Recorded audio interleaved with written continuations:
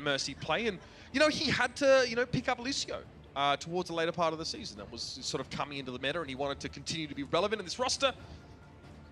And so far, he remains. On the side of the Defiant, though, we're definitely expectantly waiting for, you know, the damage dealers to really get to shine a little bit. Right now, you'll be seeing Stella on the Brigitte, Ivy on the Xayah.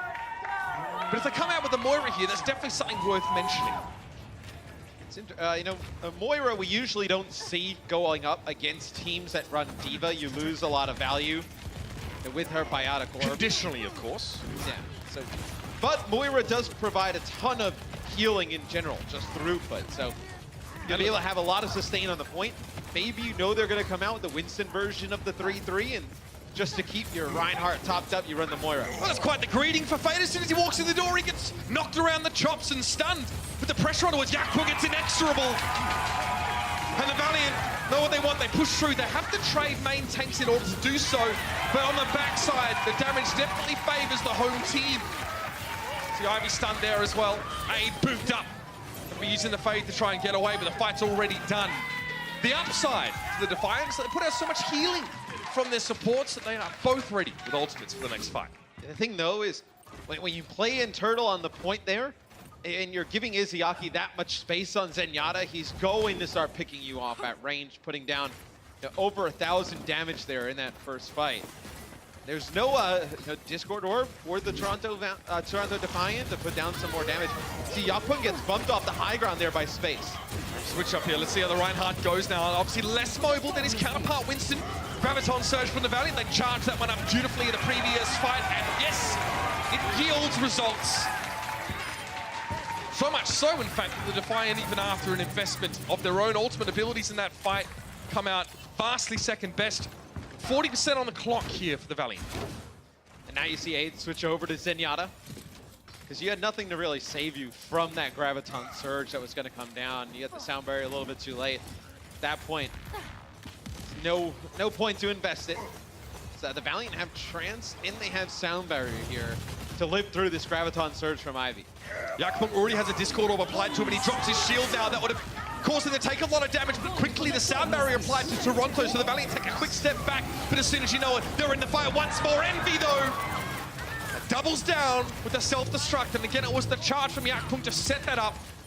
And the Valiant, probably a little bit frustrated at this point, having been in the lead for most of this map. They invest in that fight, and they come out not on top. I'll give you the big tip. I mean, they don't overly invest, though. You hold on to sound barriers, so now you come into this next fight with grab, sound barrier, rally. You did end up using your self-destruct. Space actually used it while he was in the grab, maybe to deter Yakpung from coming in, putting down some extra damage. As you're going to have Kareem build up the grab here. Oh, the Shatter boot that up! comes in, nice boot. Yeah, Custer was caught with that one, and he had the sound barrier, an integral component to a team fight win for the Valiant. Now is off the table. Aid wants to follow up, quickly dispatching Harmony Orb to the higher ground. Envy. But the Valiant want to push back a little bit more here. They're actually feeling like they want to fight. Custer hasn't joined them yet, but they're trying to time it so that he arrives at the most crucial moment. Earthshadow, no connection from Fate there. And Aid is sitting comfortably at the back of the Graviton Surge. Connects, sound barrier for Custer. He's returned to the fray. And Yakpung is the first casualty. 6v5, player advantage for the Valiant now. So a lot of pressure on a little bit more. Ivy just smacked up against the wall. Nowhere to go, nowhere to hide. And now the Valiant will retake the point at 78%. Or close enough too.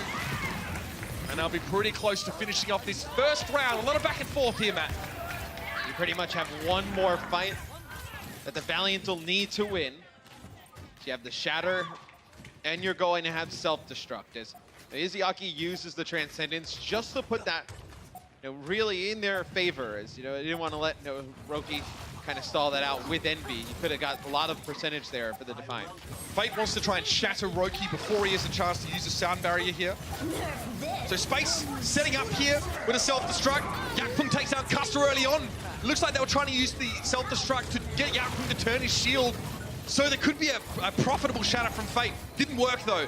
And the Valiant realize that they've kind of spent ultimates and got nothing done, so they try and cut their losses and back up here. Graviton Surge, they baited the Defiant in, and Roki falls first.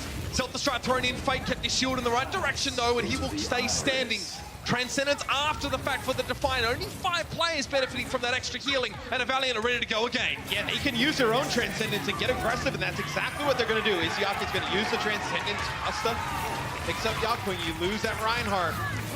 A lot of sustain. It'll be another grab here that comes out from Ivy. He's got space stuck in it. He's going to use the self-destruct.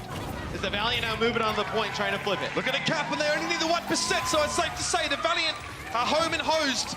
There'll be a wrecking ball on the point. Will attempt to get there just in the nick of time. Yakun gets their shields up. So much damage, though. Impossible for him to live through that barrage, and that's it. Strong start for Los Angeles. We'll see now if they can continue this run on the second round. They want to make a quick affair of it here and get the most out of map 1 as they possibly can. More to come from Achilios right around the corner.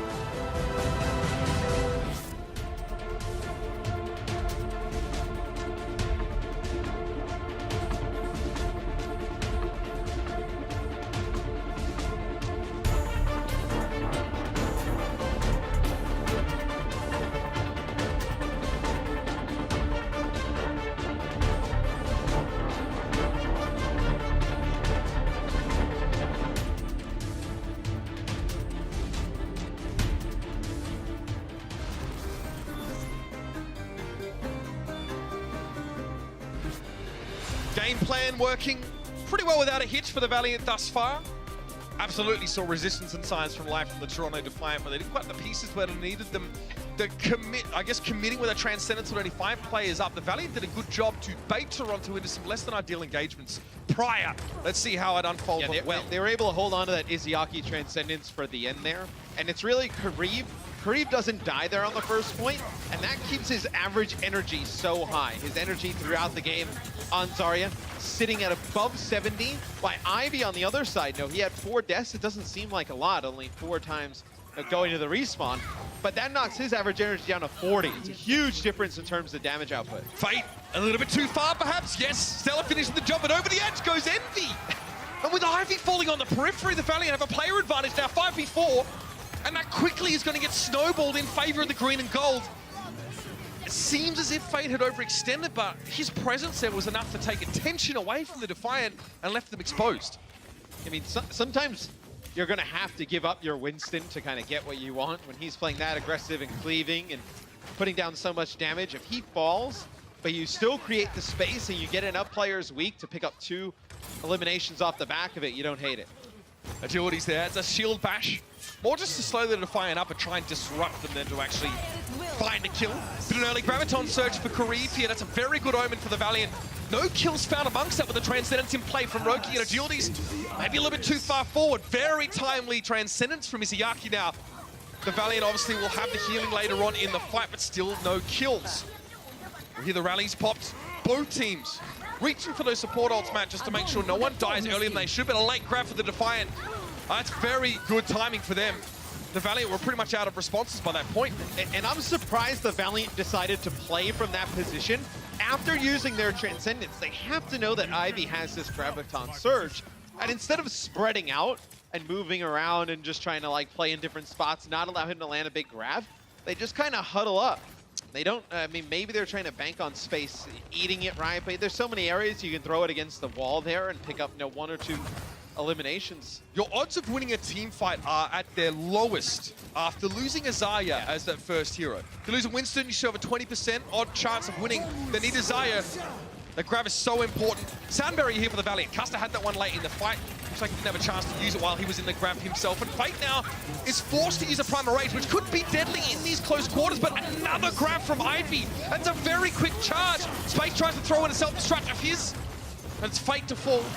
And now Izayaki will follow. Much better look from the Defiant so far. Like you said, Matt, they picked a good chance. The Valiant hung around longer in a fight than they otherwise should have before.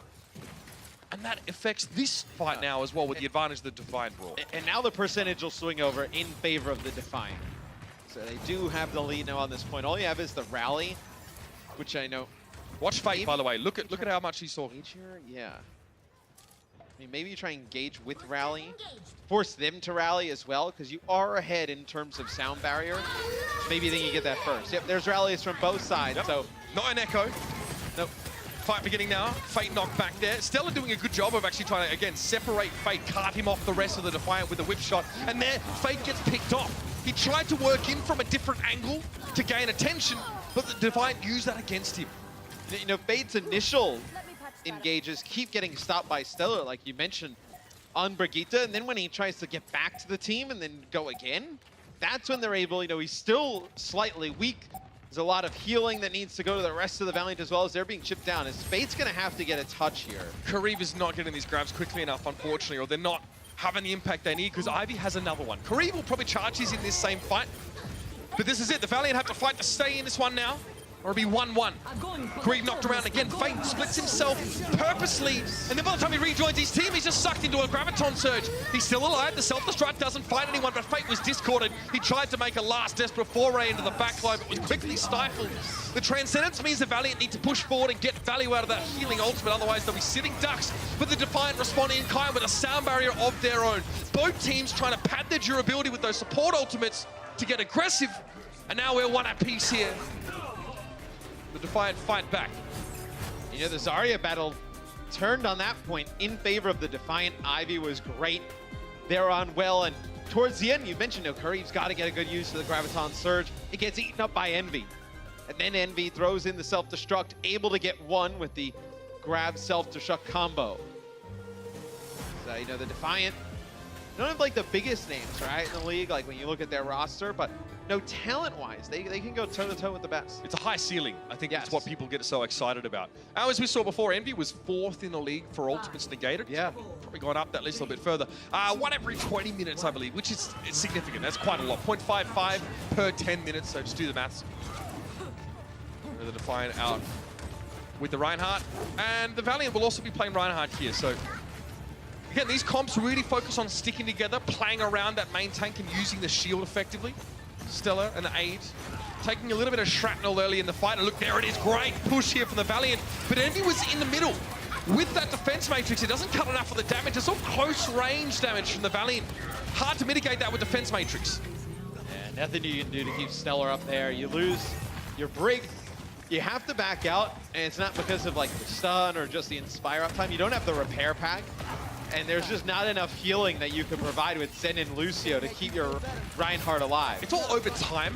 It's all sustained healing, but the burst healing from the repair pack, plus the armor it gives, is really important to get someone out of trouble, get them out of jail free. So Valiant take the point, but look, the Defiant let it only go to 20%. They want to push him out. I mean, once you use Bubble, it's really difficult, not to have the repair pack. Big Graviton Surge. Some kills going in favor of the Defiant here. Valiant gonna save some ultimates here. The point will go over to the Defiant. Nothing too crazy there. Got the grab, you came in, used it. The Valiant didn't really answer with much. So obviously the Valiant wanted to save ultimates. They just invest that rally, but the Defiant recognize this. Mid-fight, they say, look, they're not using ultimates. We're so far ahead. Don't use any more. Save them up. So the Valiant, it was a pretty cheap fight for them. They didn't invest too much, but yet they're still behind on a lot of these big abilities, which means this next fight's going to be big. Unless there's an early pick-off and one team backs off, you're going to see a lot of things happen here. That's a rally from the Toronto Defiant, so they're pushing up. Fate boot back towards the Defiant. But that's what the Valiant want to just use their speed boost and back up. They want to wait this rally out. Now they'll start to move down onto the point as Fate comes in. Self-destructs up in the sky. Grab there, that one will hurt. Custer down. It's tough for the Valiant. I mean, Space was forced to use his self-destruct in order just to get his mech back. He took a ton of damage overhead that he wasn't ready for. So he was already out of the fight before it began, and then the grab followed. And the Valiant had no options. And look at Ivy, 62% on that grab. Look how fast it's charging when he is charged up. I mean, up to 81% there. And they use their bubble, the Valiant, onto Fate when he drops to the point to keep him alive. And they don't have the bubble to use inside of that Graviton Surge. To maybe you would have been able to keep Space inside of his mech as he got quite low. Had to use the self-destruct, not in some kind of combo. So you do have the Shatter, but you see the way that Defiant's playing. They're playing so close to the choke. They're going to want to get their Shatter off as well here. It's like trying to win a match of chess without your queen losing a hero early in these fights. So the Valiant want to barrel forward, try and put some pressure on the Defiant. Maybe make them force out an ultimate and be ready to jockey back if they need to. There's the Graviton Surge. That doesn't surprise the Valiant, but they layer their support ultimates. Both get used at once, so they don't have the ability to stretch them out over the course of this fight. And again, they keep themselves alive, but they don't get kills. They're not whittling down the numbers of the Defiant. And now at a sound barrier, Toronto are more than happy just to keep pushing forward. They space their support ultimates out, and it pays dividends. Once you see both support ultimates layer there for the Valiant, that is exactly what Toronto wanted. It could not have gone better there. They're able to come back, hold on to their sound barrier for a bit longer, and then use it. The Valiant do have some reinforcements coming back here, so it's going to be a pretty drawn-out fight. Pile driver agility's knocked back, but Fate couldn't even get back. He's taken down by Envy's self-destruct, and now Envy can go straight for Izayaki in the back line. There's no one that's going to come and save him. Envy more than happy to oblige. Another attempt here at agilities to keep this one going, but time is up. And a crucial mistake in communication and ult economy cost the Valiant map 1. The Defiant looked much more solid coming into the later stages of that round, Matt. The stall was not enough. You know, the Valiant, they lose another close game. It's kind of been the story of their season so far early on. Whether it's game 5 or these controls, always going to the final point, but not able to come out on top. Much more to come in this series still, and the Valiant are still looking for that precious first victory in this 2019 season of the Overwatch League. They'll be fighting hard for it right after this break.